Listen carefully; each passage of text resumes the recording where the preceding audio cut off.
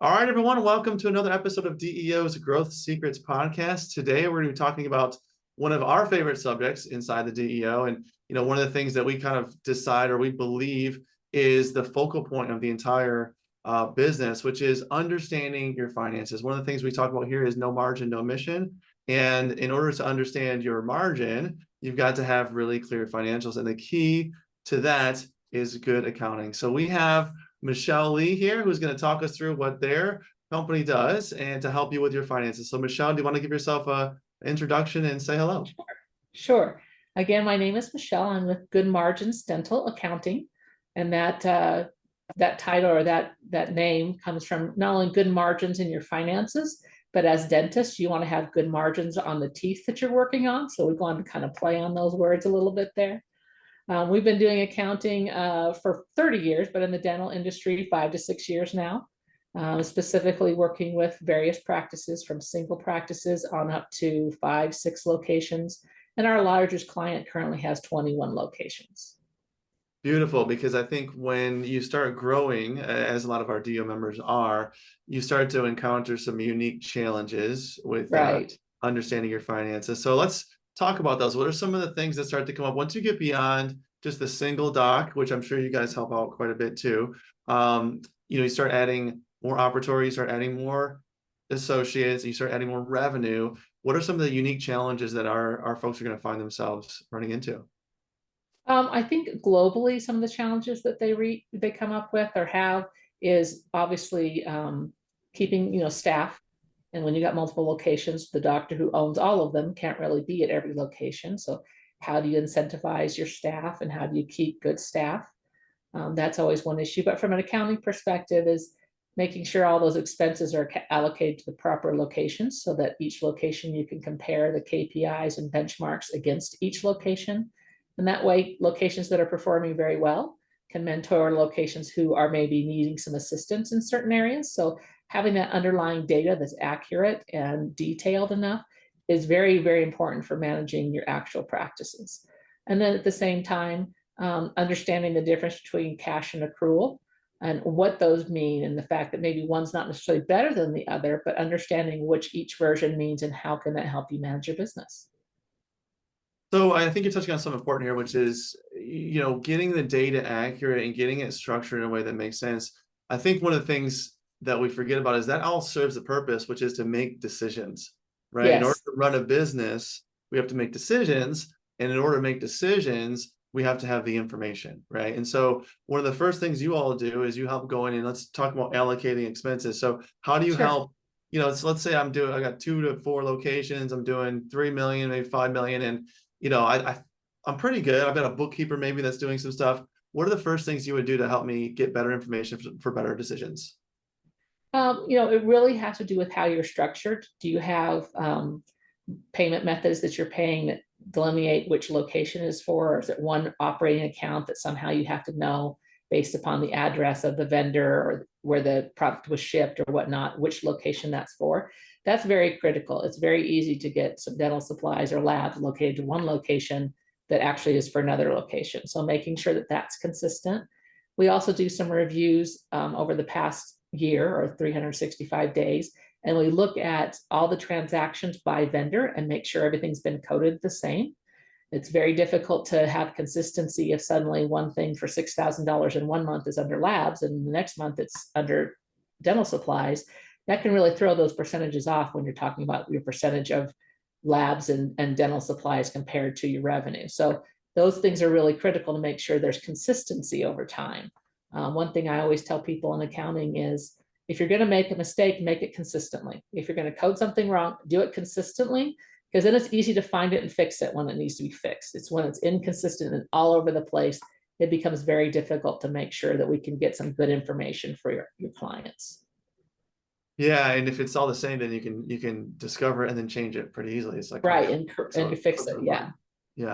Yeah, it's kind of reminds me of this idea of garbage in, garbage out, right? When you're kind of thinking about data and information and even computer programming. But if it all depends on what's going in. So it sounds like you all recommend really some systems to keep things organized in the beginning. So maybe even having, like you said, credit cards or different accounts that are associated with different locations. And you probably can cut down the work a ton if you have the proper setup. Right. Yeah, that can make a big difference. And then also just letting technology to some extent work for you. Your accounting systems obviously frequently will connect with your bank accounts and credit cards to bring some of those transactions in, and then they're coded. You do have to be a little cautious about AI. Everyone's talking AI is the best thing. And for some industries and some tasks, it's a wonderful thing. But for accounting, about 75% of the time, AI codes it wrong. And then you've got to spend extra time going back and fixing it. So knowing where those tools and technology actually help and benefit your company and make you more efficient, and in what areas they really don't, and knowing how to focus on that. Beautiful. So we got to get the costs allocated correctly. We have to start getting some clear information. And then we're looking at understanding at least the idea between accrual and cash accounting. So Sure. maybe talk through the difference there for us, for folks that are still kind of learning that. It's almost like essential information. If you're running a Yeah, business, you kind of have to understand this at a high level. And then maybe how you guys think about it with some of your clients. sure. So like I was saying earlier, cash and accrual methods both have, their benefits and their negatives to them, and how you're looking at the information. On the cash method, it really is looking at where's the money moving? When is the money moving? You don't recognize the revenue till you receive it, and you don't recognize the expense till you send the money. And so that's more of what is your cash flow? How much money do you have available at certain times? And that can be very beneficial. The problem is that you can modify those. You can escalate your receivables and try and get that money in quicker, so your revenue for a couple months can look much higher.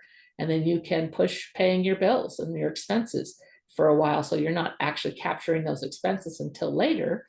And so your bottom line and EBITDA for a period of time can be modified. It makes it difficult to make decisions because of that inconsistency, but just also, makes it a little difficult to manage your business. From an accrual perspective, that is based upon when things happen, not when the money moves. So your revenue is recognized when you actually produce the service. And then the expense is when you actually incur the expense. When did you receive the dental supplies? When did the lab fees happen? Now, the difference is your bottom line at the bottom says a certain dollar amount. And you say, well, where's that money? It told me I made this much money. Where is it? Well, that is based upon when things happen, not when you receive the money. So it's important to look at your statement of cash flows to see when money is going in and out, and your bottom line number on your balance sheet or profit and loss sheet really doesn't take into account what funds of that bottom line money are now being used to service your debt obligation and other things on your balance sheet. So the financial profit and loss is very important to look at, but the profit and loss rolls up into the balance sheet as part of your net income. And that's really where you see the total health of your business. What assets do you have? What liabilities do you have? Owner's equity, and that income from the financial statements or profit and loss statement is part of that equity net income on the balance sheet. Yeah, I love. I mean, it's very nice. Kind of the nice way to say it is you're with cash accounting, your bottom line can be modified, right? Yeah. Otherwise, probably known as also probably a little off as far as you're actually done, right? And so when you're making decisions, although cash is probably where you want to start out, if you do a service in June and you don't collect it until August, and then you kind of book that revenue in August. It really happened in June. And so you're behind, your numbers don't match up, and it becomes really hard, we find, to make decisions off that. Yes. Especially in the dental industry, there are, up and down months based upon school year and holidays and such. And when you're seeing the revenue in a different month, especially when it's delayed for insurance payments, based upon when you actually did it, it makes it difficult to plan your staff also. Oh, look, in September, we're really high. Well, that's because that was all the June revenue that you produced. That's when you needed the extra people or extra hours and resources. So it is really important to look at the accrual, even for a single practice, to be able to really see how to manage your business going forward, so that the data you have is valuable and actionable for you to look towards the future. The past data is what has happened, and it doesn't really mean anything if you're not going to do anything with it. That's It right. really is there to help you make decisions for the future. Yeah, and one of the things we've seen in the industry is the industry is maturing, right? And truly with cash, it kind of worked for many years. There was a lot of docs who were, as long as money in the bank account, things were going well. And the challenge now is that everyone around us is getting a little more sophisticated. And so we're kind of competing against other practices that are looking at these numbers and able to make good decisions because looking at clear numbers. So at some point in the game, I would imagine, Michelle, most people have to move to accrual. When, maybe not have to, but at some point in the growth journey, it becomes very much something to look at. So when to do this, do you think? Like, when do you guys recommend to think about this? So there's two options. One, when you're moving to accrual, is based upon what you're going to report to the IRS, which method you're going to report to them that you're booking under. That's a definite change, and you can't flip back and forth. One thing that we try to do for our clients based upon the data that they have, and it's critical, the biggest thing that impacts that is your accounts payable. Do you have that accuracy of when you actually spent, when did you actually receive services? But we try to provide for our clients financials in both a cash and an accrual method. So even if they're technically on a cash reporting, we can show it to them in both methods so that they can make good decisions, no matter how large or small their organization is, based upon the accrual method. And we try to help assist them with either providing services to help them with their accounts payable so that's more accurate, or kind of coach their staff if needed to help get that good information so we can do more of an accrual analysis on their finances, even for single practices. Wow. So are you able to then switch people over, run both? I mean, if I have a location or a few locations, how are you going to walk me through the process or the journey? Yeah. So like I said, one of the biggest parts of that is the accounts payable. Being able to recognize those expenses when the actual bills happen, not when you pay them. And so that becomes a critical stumbling block for many locations or many practices, is getting those details and changing that, thought as far as the expenses of their accounts payable, rather than just when the bill comes, write a check and pay it when it's due. So there's a little extra effort that comes in that way. But then we also look at the practice management software and do some entries to accrue the income into the appropriate month compared to cash, and be able to show those financials in both methods. We do obviously have to do a little bit of an estimate of what do we expect if your practice management software is not right on with your fee structure with the insurance companies. So we have to kind of look at the history and say, generally it's about this, and make an adjustment accordingly. But it really does help those clients who aren't on an accrual have more of an accrual outlook in their finances and be able to make better decisions. Cool. So you'll be able to walk a client through that whole process and get them kind of up to speed, so looking at the right numbers. Yeah. Cool. I like how you kind of offer both, really, and Yeah. you bring as much information as possible. Yeah. And I think that our clients like that too. It does take a little to get used to, because it is a different way of thinking. You kind of have to change your thought process a little bit. So, and there's a little bit of effort that goes into it. So sometimes that can be a little painful, but in the long run, it's much better for your business. And when you do go to the point that you do need to make a change permanently to accrual, you've kind of already done some of the work and you're already a little bit more prepared for it. Most practices will generally move over when they hit about 5 million annually to an accrual method. And based upon the size of locations, that can be between 3 to 5 locations, is when you start to look at, hey, I need to be on accrual from a more permanent perspective. Yeah. To answer your question earlier. Of when. No, I love that. So it's like, if you're at 5, for sure, if you can see yourself getting to that level, if that's your goal, if you're finding yourself having a hard time making the right decisions because you're unclear, all these are kind of indications that might be the next move. But really working with somebody like you guys will have a great insight, and you'll probably guide people along pretty closely on when to make the decision. Yeah. Beautiful. Yeah, ultimately it's the dentist's decision, but we like to give as much information and feedback as possible to help make good decisions. Okay, amazing. So we're talking about the income statement, which is essentially the P&L, what people generally are used to looking at. Then you all kind of work with the balance sheet. So that's one that probably, as folks are getting started or just starting to understand how to look at their finances, is probably secondary. That's what we're looking at. However, very important. So what are some of the things that you see the balance sheet telling us, and anything that you would look at or advise people listening to get your balance sheet accurate and start getting that flowing as well? So the accounting principle, or the accounting equation, is very simple. It is assets equals liability plus equity. Assets are all the things of value that you own, whether they are tangible or intangible. So in other words, your building, your equipment. Intangible would be your actual client files and such. Your liabilities are what you owe, whether it's long-term or short-term. And then the equity is the difference. What is the value of your business when you take those assets, take away what you owe? The difference is here's how much equity I have in my business, just like in your home. Your home is worth this much, you owe this much on it. The difference is what's your equity. I think some of the key things in the balance sheet that need to be paid attention to are, first of all, loans, all of your loans. One, what are the interest rates? Do I need to be looking at modifying to lower interest rates on some of my loans? Two, many times dentists will record the full payment of the loan payment to the loan. And a portion of that is interest. So you want to make sure that you're separating out that interest portion so that the balance of what you owe is accurate. Because if you're applying the interest to that loan payment, then throughout the year, your loan looks like it's lower value. You look like you have more equity.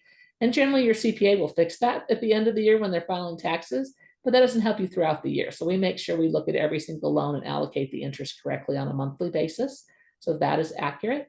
So that is very important, but then also making sure that those balances are accurate. I have many clients that when I start working with them, their loan balances are all over the place compared to the actual statements from the bank. So it's obvious that no one paid attention for a little while to those things on their balance sheet.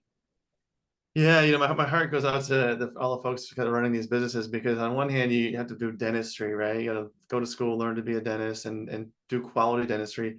Then if you're growing it all, you got to hire other dentists and manage them. And then there's this whole other side of the business, which is managing the operations of the business. Right. And so it makes sense why that stuff would be maybe a third and fourth priority, but it is super important. And I think that's why you really got to have people, experts like yourselves, kind of working on this. So the balance sheet is going to give us insight into equity, which is kind of like house equity, right? Like this is how much value that you own inside the business. And hopefully as you pay your loans down and you increase your assets, then that's going to go up, right? So we want to start looking at that as well. And then let's talk about depreciation and debt obligations, which kind of go hand in hand with both of those, with your income statement and your balance sheet. What are some of the things you think about with depreciation and debt, some additional things? Sure. Most companies, especially when you're looking at valuations, they look at EBITDA. So they look at the number before any taxes, interest, or depreciation. And that's all well and good for them to crunch their numbers on what they need to know. But I think for the dentist, it's really important to understand that even though depreciation is not something that's impacting your cash, because you're writing off an expense of a piece of equipment that you purchased a while ago, but that piece of equipment is real. It's something that really you're using it. It is an expense to your business. So if you bought a scanner or some type of expensive scanner and it's on your balance sheet as an asset, either you have a loan that you're paying for it or you paid it in cash, but it doesn't ever really hit your balance sheet except for depreciation. So you're taking that piece of equipment and chumping it up into maybe 5 years and saying, we're expensing this off in over 5 years. And some people kind of overview that and don't really pay attention to the fact that that is a real expense to my business. If not, I would have had to take that piece of equipment and put it all in 1 year and expense it off during that 1 year. So paying attention to those things. And then also one thing we like to do with the income statement is below, the regular net income, is show another line that says, what was your debt obligation? How much did you actually have to put of this number that's your income, just for a visual, how much went back to your debt obligation, so that it's a little more easy to see on the report what's happening. So that answers that question of where's that cash? Where'd my cash go? Well, here's a portion of it. It went to these expenses that hit your balance sheet. So just one location to kind of see things a little more easily. Yeah, exactly. So you're really kind of doing the trifecta there, which is understanding cash flow. And you've created a little bit of an easier way to do it rather than having a whole nother set of documents, at least as you're trying to get your finances straight. And not only that, there's a lot of tax implications, right, to how you're managing your debt. Yeah. And your depreciation. Yes, there is. And so being able to have good information to make good decisions. Of course, none of us wants to pay extra in taxes. We're all trying to minimize the amount that we're paying in taxes. So that's important for your tax planning. but that also is a real expense to the business as well. So it's important to keep that in mind in your income statement as well. Yeah. All right. And so lastly, we talk about another one, taxes in this topic, which is ones we don't want to always think about, which is embezzlement, right? And Right.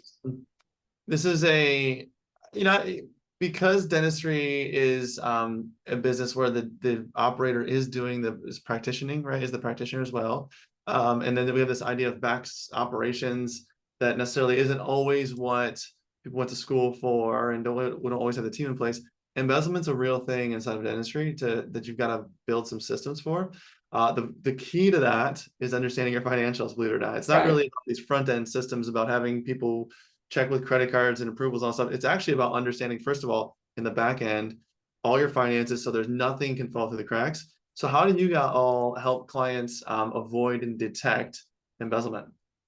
Yeah, I was really surprised when I got into working in the dental industry, how much embezzlement there was. I'd never seen that in other industries that I've worked in. And so I was very surprised and just very shocked that is such an issue in the dental industry.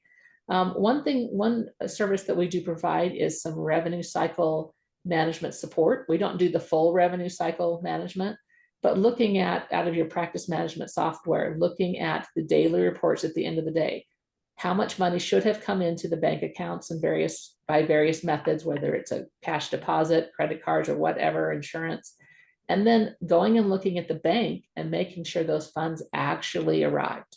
It's very easy for someone to contact one insurance company and say, actually start sending the money here. And let's say you take 10 different insurance companies. If you picked one that's fairly minor, you probably would never notice that, if you moved all of them, you'd notice, but if you moved just one, you may not notice that, hey, there's a little bit of funds that are never hitting our bank account. Also, there are issues that are outside of embezzlement where maybe a claim got denied and no one checked the explanation of benefits soon enough, and it didn't get resubmitted. And so as a result, there's a loss there because you can't get paid because they denied the claim. So it's just some checking of additional information by someone outside of your organization as a second set of eyes, just to make sure, because you want to trust your staff and employees. You have good staff, you support them, you're good to them, you want them to be good to you, but you can't control every single person that is in the world or maybe possibly in your organization. And you want to make sure that you trust, but also verify to protect you and to protect them. Yeah.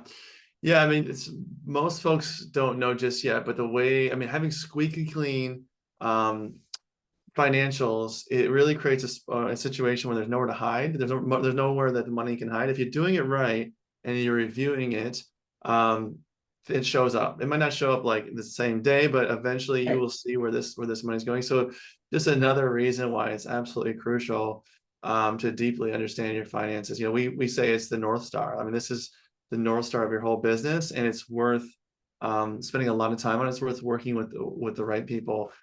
So something cool, Michelle. You guys if you're seeing events, you guys are wearing superhero stuff. And I see. Here, I got my superhero shirt on. Yeah, very cool. This gets fun. What's the superhero stuff? Sounds like you guys have fun as well on top of providing a service. Sure, I'm going to share my screen with you real fast. Yeah. I don't know if you can see that. That's my superhero card there. Cool. My character's name is Plumerix. Okay. I was actually born in Hawaii, and I love the plumeria plant. And I did some research on what the plumeria means to the Hawaiian people, and some of the description. I'm like, that sounds just like me. So my character is Plumerix, and as you can see in the background on my behind me is our background we used at the DEO show with our various characters on it. We consider ourselves super accountants, where we do a super job and we're superheroes, and we are super accountants that work for super dentists. So at the show, we had face boards that you could hold up and put your face in, and we took a picture and printed out a super dentist card for those dentists who stopped by. So any dentist who didn't get a chance to do that can always contact us and send us their picture, and we'll let them know which boards were available, and they can pick which design they want, and we'll send them a digital copy. But like I said, we consider ourselves to be the super dentists or the super accountants, and we are so grateful to be working with dentists that have such a great mission to really improve the lives of their clients and their patients, And we are so happy to be able to be a part of that and to support their mission and really increasing and bettering the world. Some dentists are in it for just the money, and money is important. But ultimately, I'd say 90% of you are really in it for what you could do for your community and what you do to serve humanity. And we can't do the same. I'm not going to drill people's teeth, but this is a way that we can really support that mission and make a difference in the world. And we're so happy to be part of that. Yeah, that's so well said. And I totally agree. It's such a cool industry where everyone, the folks who are providing the services, they're doing it to usually help people, help people's health, make the world a better place, and we get to serve them. And I love taking finances and accounting and making it fun. It can be done, Michelle, and you guys are doing it. We love that. We don't always we don't need to take everything so seriously. We need to have fun along the way. And I Yeah. love the fact that you guys are super accountants. The industry needs it. So any final thoughts or anything else you will leave our listeners with? No, just I'm assuming there'll be a link or something that when you're ready to get a hold of us and improve your finances, you can get a hold of us at goodmarginscfo.com. And we'll talk to you and walk through what your business needs are. We provide a variety of services. Some of our competitors will do one big package, and if you don't use certain things, you're paying for it no matter what. We have made our model around a base service, and then you can add on CFO services, accounts payable, payroll support that you need to help your business grow, so that it's more of a customized package to your needs as opposed to just a bundleized, here you have to take it all or nothing type of situation. Yeah, and the coolest thing for me is, we have a way that we're really promoting for folks to structure their finances, to think about their finances, and you all follow that as well. You have that option should people want. So we appreciate that inside the DEO. You guys can basically fulfill all the ways that we're recommending people to look at their finances, and you guys recommend the same thing. It's like we're very Yes. aligned. So Yes. we love the partnership here. Yeah. So we were discussing earlier before the show. I had a client or a potential client who was asking for some sample reports and such, and then wrote back and said, well, can I get a sample income statement? And is it the way that Emmett suggested at the show? And I'm like, we lay that out exactly the same exact way that the DEO has, and it also is in the book by Ken Kaufman about DEO secrets. And we've laid it out the exact same way. We've done that for many years. So we've always been very excited to say, see, that's the way it should be done. It's so great. Totally. So yeah, we're totally aligned on that. So that's really good. A great group for any of our DEO members, any of our audience, a great super accounting group to fulfill all of these best practices that we all agree on. So, well, thank you so much, Michelle. And we were going to see you in your superhero uniform at more events across the industry. Yes. Thank you so much for the time. You guys have a nice day, and everybody out there in the what is it? What would we call it? The podcast world. Have a nice day. Thanks for tuning in. Thank you.